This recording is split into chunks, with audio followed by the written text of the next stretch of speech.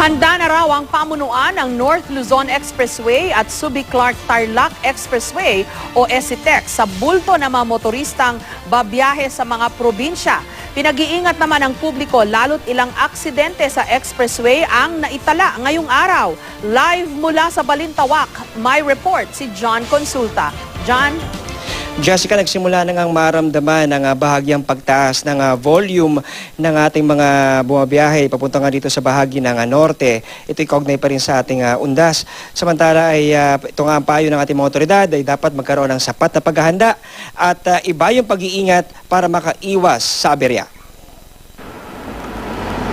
Ilang segundo pa lang ang nakakaraan ng matsyempohan namin ang banggaan sa pagitan ng 10-wheeler na ito at isa pang truck ng Manila Water sa SCTEX sa Mabalaca Toll Interchange. Depensa ng driver ng 10-wheeler na si Sergio Uba, pumreno raw siya pero nagtuloy-tuloy pa rin ang kanyang sasakyan at tuloy ang bumangga sa sinusundang truck. Nang inspeksyonin ng mga otoridad, tumambad ang ilang gulong na kung hindi flat ay kalbo na ang goma at labas na ang ply o bakal sa gulong. Bob. Ha? Parang blown tire siya. No, tuloy-tuloy siya, no? Opo, dire-diretso. Diretso yung linya niya, tapos biglang mahabang preno, tsaka na lang siya sumalpok. Nakapreno naman ako eh. Nakalis, nilis ko na lang. Yung mga gulong mo, sir, medyo nakalbo na. Ano naman sir, kumakapit man din yan sir, pero naano lang talaga yun sir. Nagkakataon talaga na minsan, dulas. Sa di kalayuan, nadaanan namin ang ilang pang sasakyan tulad ng truck na ito at isang AUV na sa gulong din nagkaaberya. Nahagip naman ng CCTV camera ng NLEX ang isang Innova na naplata ng gulong sa gitna mismo ng northbound lane ng Balintawak Interchange. Ayon sa North Luzon Expressway, ang aberya sa gulong ang isa sa kadalasang naiengkwentro ng mga motorista, lalo na sa mga malayo ang biyahe. Kaya payo ng mga eksperto, inspeksyoning mabuti ang gulong ng mga sasakyan bago umalis ng bahay. Tingnan yung inflation ng gulong. Yung tamang inflation, nasa may pinto ng driver yon. Hindi ka pwedeng sobra kasi mapupudpud yung gitna. Hindi rin pwedeng kulang kasi tataas yung friction. Sanhi rin ng pagsabog yon. Tandaan din na pag mahaba ang biyahe, posibleng tumaas ang tire pressure. Kaya kung sobrang hangin, pwedeng sumabog ang gulong.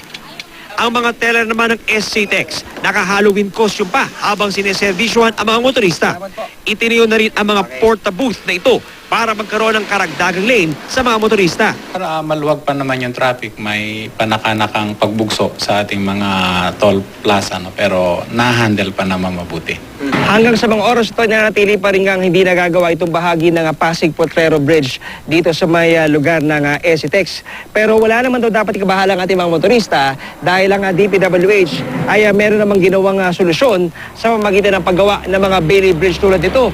Wala nang magiging problema ang ating mga biyahero na manggagaling sa bahagi ng Tarlac na pupunta sa may lugar nga ng Subic, Zambales, Dinalopian, Bataan at Pora, Pampanga.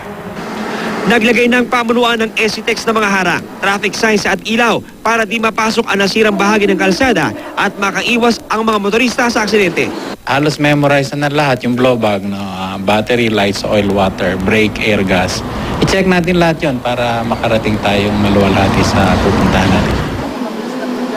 Jessica, ayon sa pamunuan ng NLEX ay umabot sa 160,000 na sasakyan ang dumaan dito sa NLEX ngayong araw. Subalit inaasahan nilang papalo ito sa bilang na 200,000 bukas, lalo na sa kasagsagan ng paglabas nga ng ating mga kabayan sa kabandang katanghalian. Subalit inaasahan naman, Jessica, na makakatulong na malaki itong pagbubukas ng Tarlac Pangasinan La Union Expressway o TPLEX sa alas 2 ng hapon bukas para mas maging mabilis ang biyahe ng ating mga kabayan patungo sa norte. Naku, tama-tama dyan. Pauwi ako bukas sa La Union. Baka maabutan ko yung inaugural o yung opening na yan. Pero pwede bang ipaliwanag mo, paano ba ang ruta ngayon, ngayong magbubukas yung TPLEX? Tatanungin sana kita kagabi tungkol dito, di ba?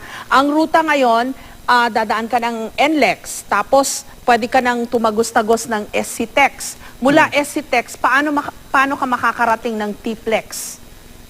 Jessica, ang kagandahan ditong T-Plex ay sa inaugural nga niya bukas ay direkta ka na makakalusot, no? Wala ka nang dadaan ng bayan. Meron ng connecting area, papunta ka sa T-Plex. Pero dalawa nga lamang yung interchange na bubuksan pa lamang bukas. Ito yung sa bahagi ng Victoria at dito sa may Hirona.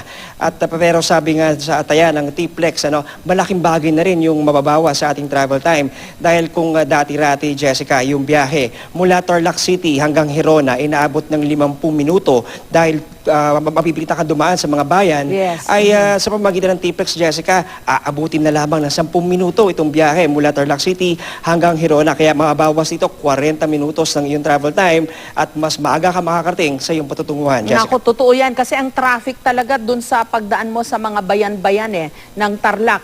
Pero ito, hindi mo na kailangan bang lumabas ng Hacienda Luisita? Meron na bang tagusan doon from Tarlac City, no? Yung paglabas mo ng Hacienda Luisita, dire-diretso na yan sa Hirona. Tama ba, John? Meron yan, Jessica, no? Meron tagusan dyan at yan ang excited na nga inaabangan ng ating mga kababayan, particular dito sa area nga ng norte. Dahil marami daw talaga sa mga binubuno nilang sakit ng ulo ay itong ang dagsa ng ating mga kababayan, lalo na sa mga sementeryo na matagpuan sa along the highway at sa mga bayan-bayan. Kaya talaga namang pahirapan yung pagbiyahe ng ating mga kababayan.